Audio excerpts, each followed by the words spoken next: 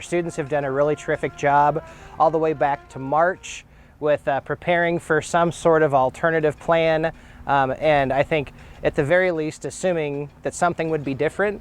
And our students have put together a really great plan for this week, and just baby steps right now, and I think 3 weeks at a time. We have a plan right now to get through this week and the next 2 weeks, and be as safe and patient as we can with process, and just do what we can.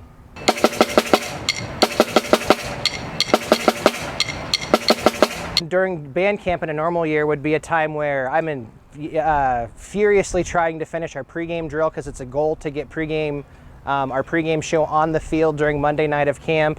Our rehearsals are 3-3-hour blocks, and so that's what we would consider a normal year, if that's considered normal.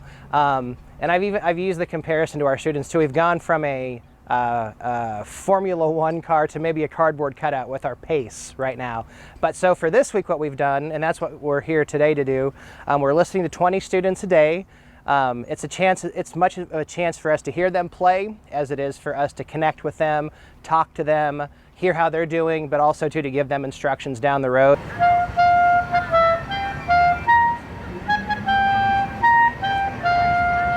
Normally, from my perspective, a lot of what I would do would take place up in front of the band, on a podium, but obviously due to the circumstances that we have going on, that's not going to happen, or I guess in the normal form that it happens. So I think I'm taking on more of a logistical role behind the scenes, helping Dr. Payne out, helping our graduate assistant out, and just kind of taking the lead behind the scenes with the students. Our goal is to have two separate bands to begin with of approximately 50 wind players, and then, like I said, just very cautious, step by step, seeing what we can do beyond that. We're here to support the Penguins. We're here to hoist up Youngstown. We're here to foster all of that school spirit and represent the university. And obviously, without a football game, that does take a piece of the puzzle, a big piece of the puzzle away.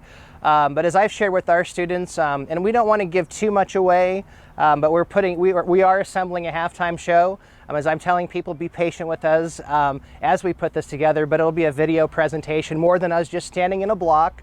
But it'll be ways for us during our normal class periods, it is a class students register for, that they can come to class, prepare, rehearse, and we're, I think right now, shooting for the very end of September to be able to release a full show. One of the sneak peeks is, spotlighting all of the Penguin alumni who are on the front lines in emergency rooms and hospitals that are making enormous differences as we, deal with the pandemic right now. So I think that's one part, so we can kind of pay homage and our respects, and again, just uplifting, positive ways to shine light on Youngstown.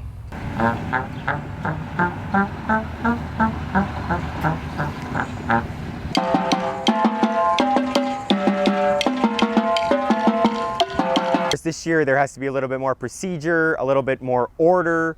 So I think right now the biggest thing is we're just hoping that it doesn't take away from the social aspect of things, which of course it won't, because we've already had some wonderful social interactions today. So there's a lot of positive things that I'm seeing in, I guess, the rehearsal layout that we have going on now. Each week we kind of learned and understood more as we received information not only from my professional organization, College Band Directors National Association, but from the CDC, the state of Ohio, the university.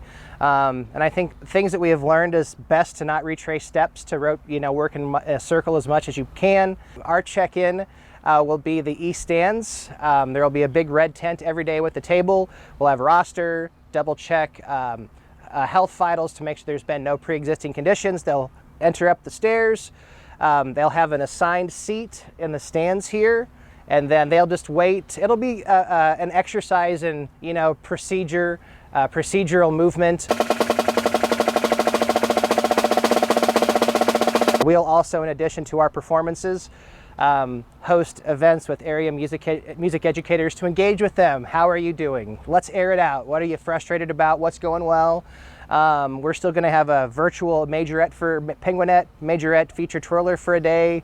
Same with color guard and drumline. The biggest focus that we have to kind of lean towards is community engagement, not only within the city of Youngstown, but in the Tri-County area. Our social media pages are alive. We are on Facebook, the YSU Marching Pride. We are also on Instagram for more formal performances like what we're talking about presenting. That may be a presentation. We really admire the Ward Beecher Planetarium and their Saturday night shows. Not that we're here to steal, but we have been watching and seeing how all the incredible ways they engage, and I think that's kind of some sort of presentation where it's more than here's our show, good night. It's just kind of here's some of the processes, here's some interviews, here's kind of some things we've managed, and just trying to make the most of it, and we learn more every day.